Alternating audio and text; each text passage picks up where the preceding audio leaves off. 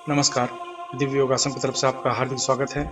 आज हम शिव शक्ति प्रयोग की चर्चा करेंगे और जानने की कोशिश करेंगे कि सुखी पारिवारिक जीवन के लिए, विवाहित जीवन के लिए, सांसारिक जीवन के लिए इस प्रयोग का ज्यादातर उपयोग क्यों किया जाता है।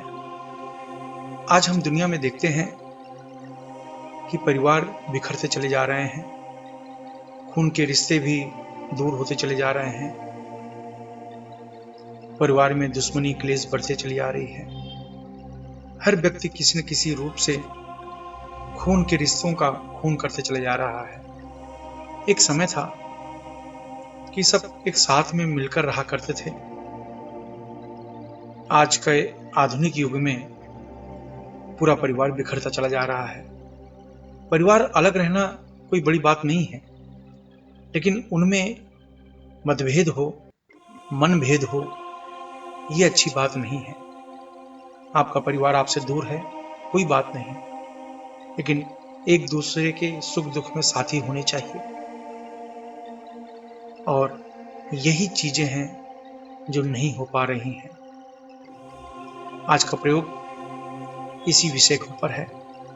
शिव शक्ति के जो उपासक होते हैं उनके जीवन में परिवार का क्लेश नहीं होता, उनका पारिवारिक जीवन सुखमय रहता है, एक दूसरे से मिलकर रहते हैं, पति पत्नी में प्रेम बढ़ता है, मनमुटाव दूर हो जाता है, पति पत्नी के बीच का जो विवाद होता है वो दूर होना शुरू हो जाता है। सांसारिक जीवन, आर्थिक जीवन, पारिवारिक जीवन सब सुखमय होना शुरू हो जाता है। इसलिए शिव शक्ति प्रयोग को हमेशा आजमाना चाहिए। यह प्रयोग आपकी सभी प्रकार की मनोकामनाओं को पूर्ण करता है। विवाह से संबंधित किसी भी प्रकार की मनोकामना है उसको पूर्ण करता है। दाम्पत्य जीवन सुखमय होता है। परिवार में आने वाली जितनी भी विपत्तियां हैं, समस्याएं हैं, चाहे वो आर्थिक समस्याएं हों, पारिवारिक समस्याएं हों, विवाहित जीवन की समस्याएं हों, प्रेम संबंध से संबंधित समस्याएं हों, ये सब नष्ट होनी शुरू हो जाती हैं। और शिव शक्ति का उपासक जहां अपने जीवन में सुखी रहता है, वहां ये लोग दूसरों को भी सुखमय जीवन प्रदान करने में मदद करते हैं। तो आइए जानते हैं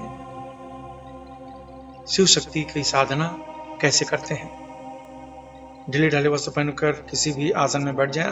अगर आप जमीन पर नहीं बैठ सकते हैं तो किसी कुर्सी पर या सोफा पर लाल कपड़ा बिछा लें, बैठ जाएं। भगवान शिव पार्वती की फोटो अपने सामने रखें और अपने आगे चक्र पर ध्यान देते हुए शिव शक्ति मंत्र ओम ह्रौं महादेवाय आदिशक्ति रूपिणी शिवे नमो नमः, ओम ह्रौं महादेवाय आदिशक्ति रूपिणी शिवे नमो नमः, इस मंत्र का उपांशु जाप करें, यानी धीमी आवाज में जाप करें, आपकी आवाज आपके कमरे से बाहर जाने न पाए। ये बहुत विशिष्ट मंत्र माना जाता है।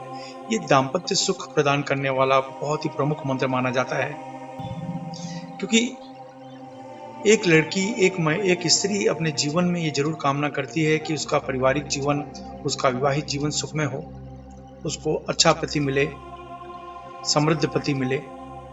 जब समय आने पर उसकी प्राप्ति हो जाती है, उसके बाद अगर उसका आचरण सही नहीं है, उसका व्यवहार सही नहीं है, तो भी उसका दाम्पत्य जीवन कष्टमय हो जाता है। ये साधना करने से, इस मंत्र का जाप करने से आपकी इन समस्याओं से मुक्ति मिलनी शुरू हो जाती है। आपको पूरे डेडिकेशन के साथ, पूरा मन लगा के इस साधना को करना चाहिए। यह साधना को किसी भी सोमवार को या मंगलवार को इस साधना की शुरुआत कर सकते हैं। यहाँ तक कि नवरात्रि के दिनों में भी 9 दिन के लिए इस मंत्र का अभ्यास कर सकते हैं। याद रखें, ये 9 दिन का अभ्यास है। 10वें दिन किसी को फल या भोजन दान कर दें। पैसे दान न करें। पैसे दान करना है तो मंदिर की दान पेटी में आप दान करें।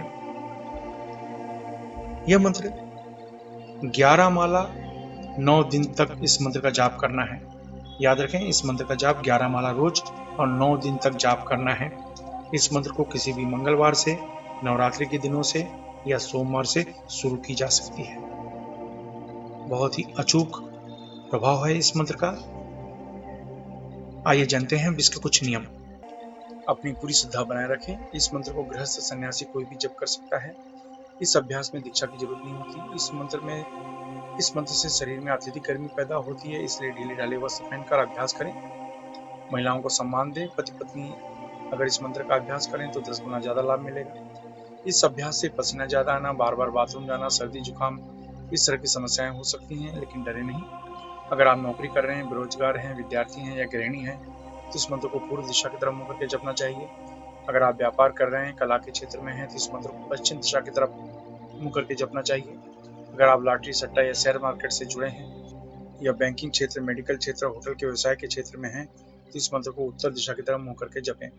अगर आप जमीन खरीदने बेचने का कार्य करते हैं, खेती का कार्य, लोहा, कोयला, चमड़ा तथा तेल के क्षेत्र में, या कोई ऐसा कार्य करते हैं जिसमें आपको ब्रोकरेज यानी दलाली लेनी पड़ती हो या देनी पड़ती हो, तो इस मंत्र को दक्षिण दिशा की तरफ मुंह करके जपना चाहिए। इस मंत्र का जाप 18 वर्ष के ऊपर कोई भी स्त्री पुरुष कर सकता है। याद रखें, जब भी आप कोई अच्छे कार्य की शुरुआत या संकल्प करते हैं, तुरंत कोई न कोई अड़चने आनी शुरू हो जाती है, इसलिए प्रबल संकल्प के साथ अभ्यास करें। इस मंत्र का जाप सूर्यास्त के बाद करें तो लाभ ज्यादा मिलेगा। धूम्रपान, मद्यपान, व्यसन, मांसाहार से बचें। ब्रह्मचर्य का पालन करें। मासिक धर्म की समस्या में महिलाएं 3 से 5 दिन का गैप करके फिर इसको आगे कंटिन्यू कर सकती हैं। अभ्यास समाप्त होने के बाद असून या वज्रली मुद्रा अवश्य अपनाएं। ये मुद्रा आपको ब्रह्मचर्य का पालन करने में मदद करती है।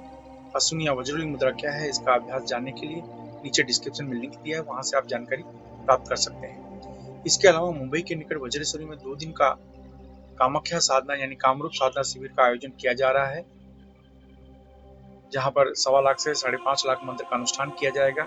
इस साधना से शरीर की सभी प्रकार की नकारात्मक ऊर्जा तेजी से नष्ट हो जाती है। अगर आप अपने जीवन में जलन, शत्रु बाधा, तंत्र बाधा से परेशान हैं, तो अवश्य ही इस शिविर में भाग लेना चाहिए। अगर आप भाग लेना चाहते हैं तो नीचे डिस्क्रिप्शन में लिंक दिया है, वहां से भाग लेने के लिए रजिस्ट्रेशन करवा सकते हैं। आप अपने जीवन में हमेशा तरक्की करें। इसी शुभकामना के साथ धन्यवाद।